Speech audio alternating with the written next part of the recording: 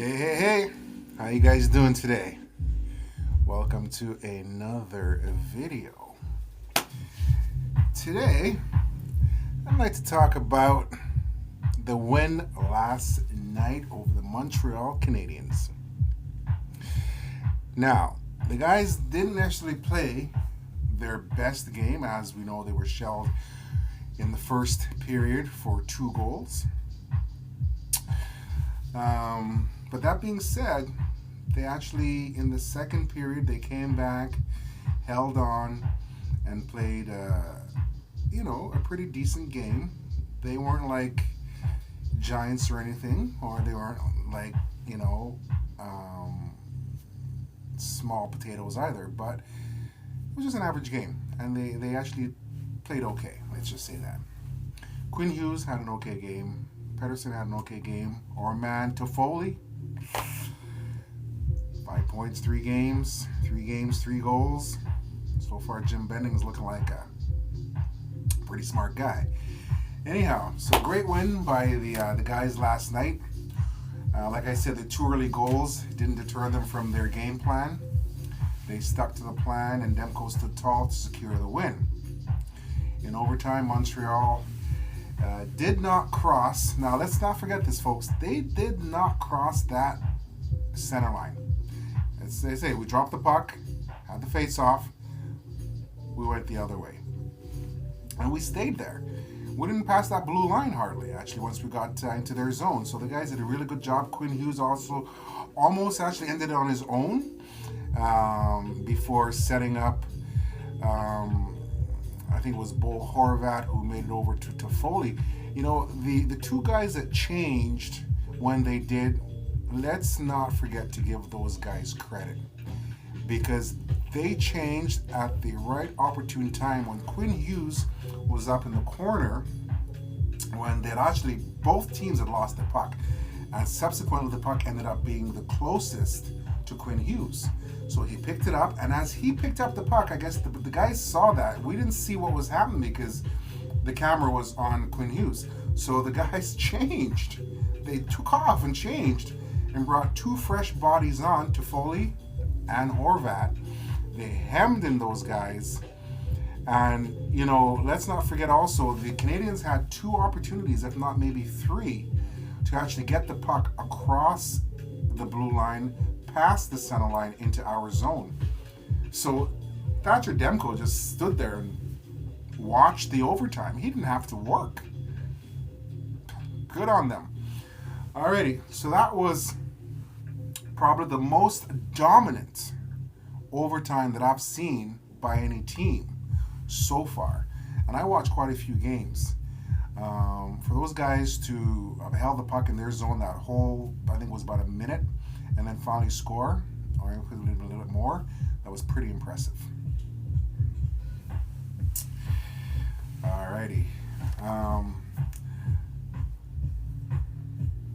So needless to say, that was an excellent way for the guys to kick off the road trip. Probably not the best way, but excellent in terms of they were able to secure the win in overtime. Probably a game where, it goes to show to us that they're actually, that's my notes. It goes to show to us that they're actually putting in the effort. And it doesn't matter if they're 2 goals behind. They're going to scrap and claw and do everything in their power to get back in the game. So, as we know, Canucks tender Jacob Markstrom is out. They're saying 3 to 4 weeks, but I'm going to guess possibly closer to 4 weeks to 6. But that's just my guess. Who am I to know, right? But I think it's probably closer to 4 weeks. Thatcher Demko, he's got a great opportunity right now to showcase his talents, prove that he can one day be the number 1 goaltender either for this team or for another team in the NHL. So Thatcher's got a great opportunity here to not only promote himself, but help the Canucks to maintain their footprint and go all the way and get into the playoffs. And it's so. In addition to today's video, I want to talk a little bit about the goaltending position, simply because you know what, our goalie is out right now. Our number one goalie is out, and our backup is in. And let's not forget, Demko has been, I think, 9-2, something along these numbers, 7 and he's only lost 2 games at home, is what I'm getting at, but he's won quite a few compared to the amount that he's lost. So he's capable at home. He hasn't been that great on the road, but definitely we know he's comfortable at home. So our next 16 games in the month of March coming up, 9 of those are at home. So let's hope that trend with Thatcher continues. In that case, then I can say we'll definitely be able to hold or cement our current position and navigate our way into the playoffs. But while we're on the topic of goalies here, on Saturday night, Mr. Ayers, the Zamboni driver for the Toronto Marlies and Maple Leafs, I believe, he got the opportunity to play the hockey game as the backup for the Carolina Hurricanes. And he was actually able to secure the win. So, great story.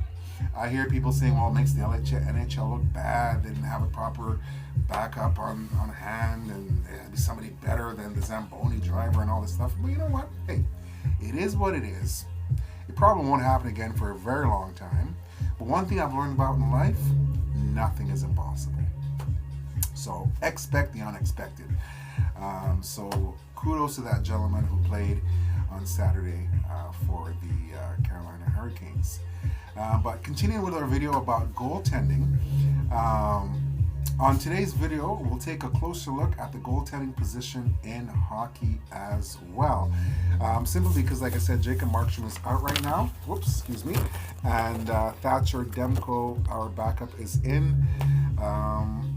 I believe we picked up Louis Domingue, sent out Zane McIntyre.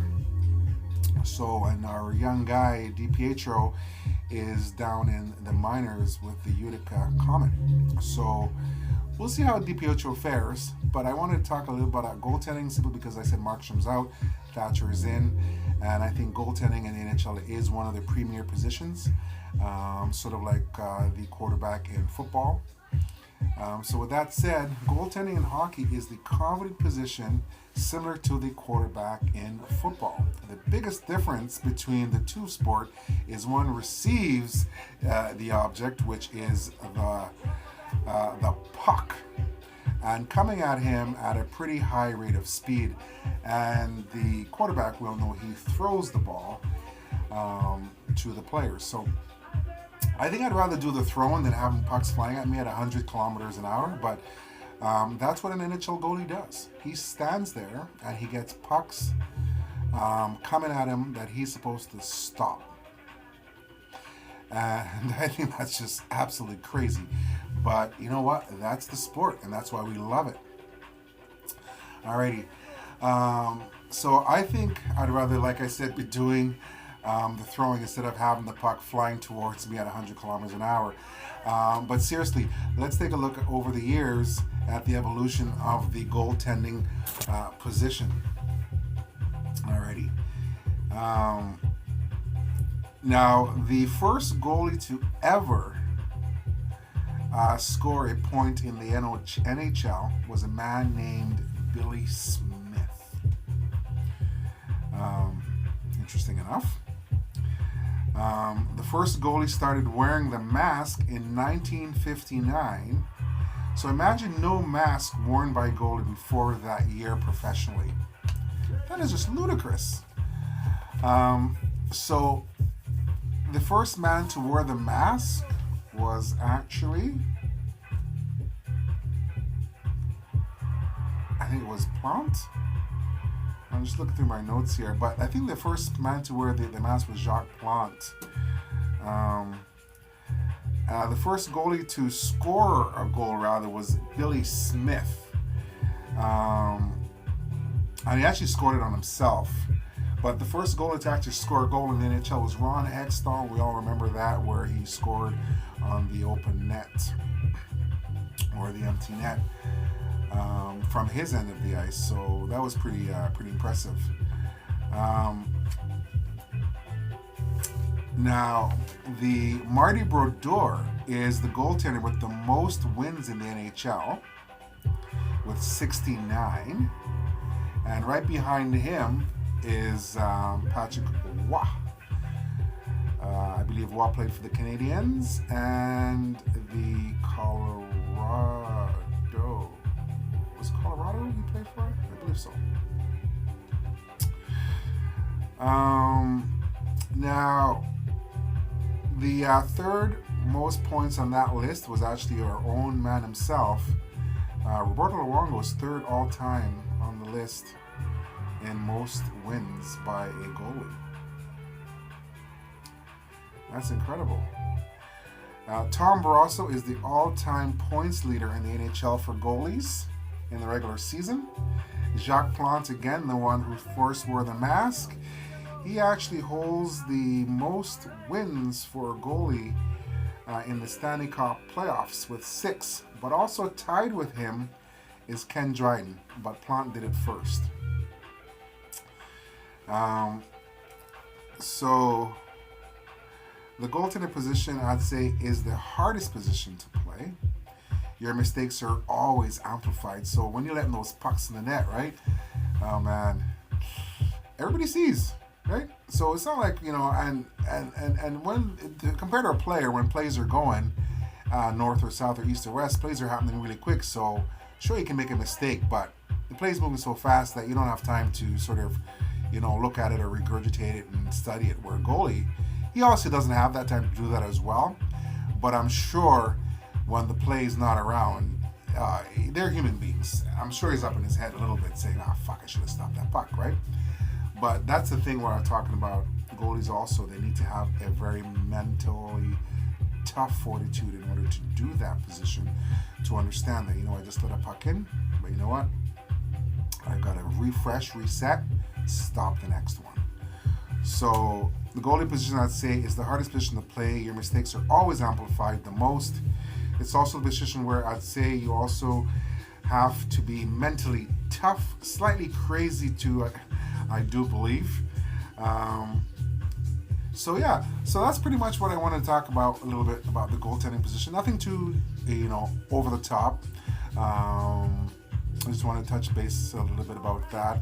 I'm trying to do some new things with the videos other than doing the commentaries on the games and the analysis of the players and feedback and so forth. So I just wanted to spruce it up. You can tell there's a bit of music playing in the background as well.